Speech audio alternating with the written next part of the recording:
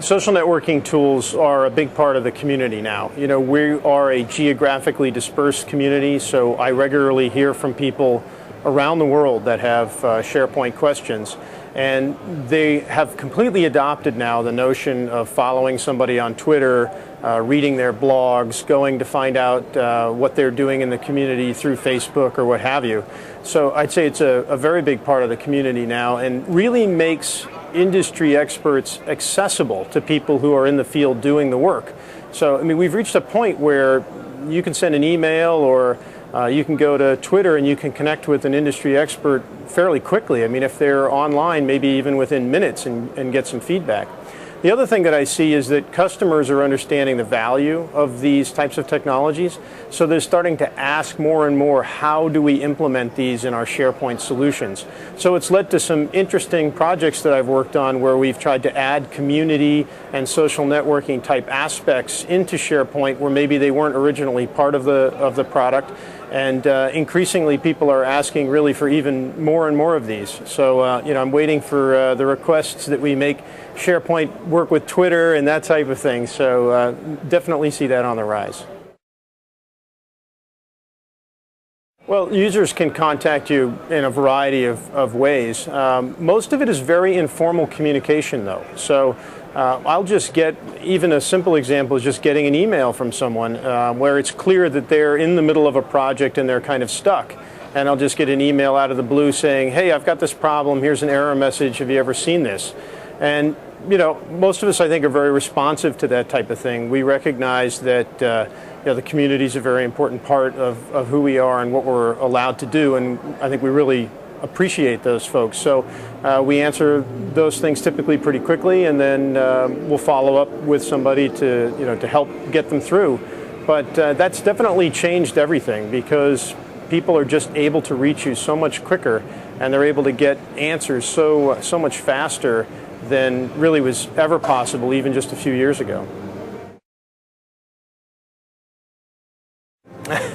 Well, the best part about being an MVP is just access to the software. So the critical thing that allows you to continue your work is to be able to get access to the bits and to be able to play with them ahead of time, so that you can you know, have a lot of those answers on day one when products roll out, and really get ahead of the curve.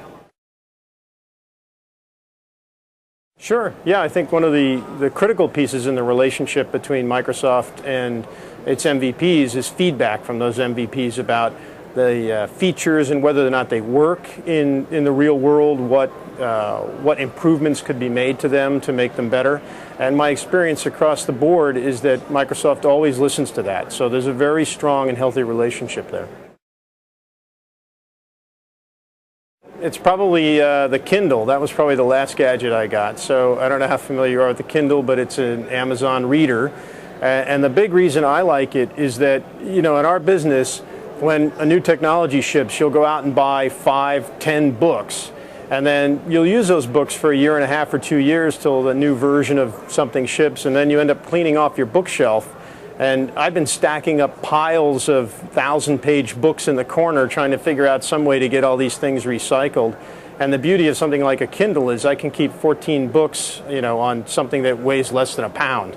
So for me, that's been a real changer. Well, the big thing for me was I needed access to technical books, and they were slow to come. Initially, products like the Kindle were really targeted at fiction material, so the casual reader. And I watched for a long time, and I think it took probably, in my estimation, over a year before I started to see a significant number of technical titles appear.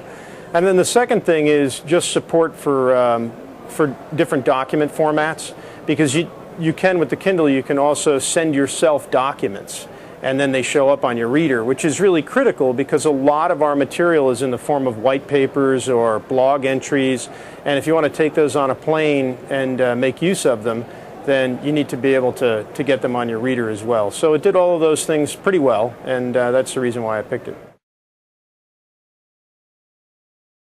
So along with things that a lot of MVPs do, like writing blogs or MSDN papers, I split my time about 70% of it being consulting work, so actually working on products, and about 30% of my time is training. So I'm actually an independent. I have my own company, but I do my training with Ted Pattison and Andrew Connell, who are well recognized in the SharePoint community. And those two just got together and formed a new company called Critical Path. In fact, I'm wearing the T-shirt here. And so what I do is about 30% of my time I teach through that organization. And I actually like that mix, because what happens is when you teach a class, you're really forced into the breadth of the product, because someone comes to the class and they need to see every piece of the product. So you're forced to go teach things where maybe you haven't looked at them in a little while. And then when you do consulting, it's typically more vertical, so you go into the depth of one particular area in the product. So I find that mix, doing consulting plus training, forces me into the depth in certain key areas, and then I can take that same depth and apply it across the breadth when I teach, and I have a real world experience to be able to provide to students. So for me, I think that's a pretty good mix.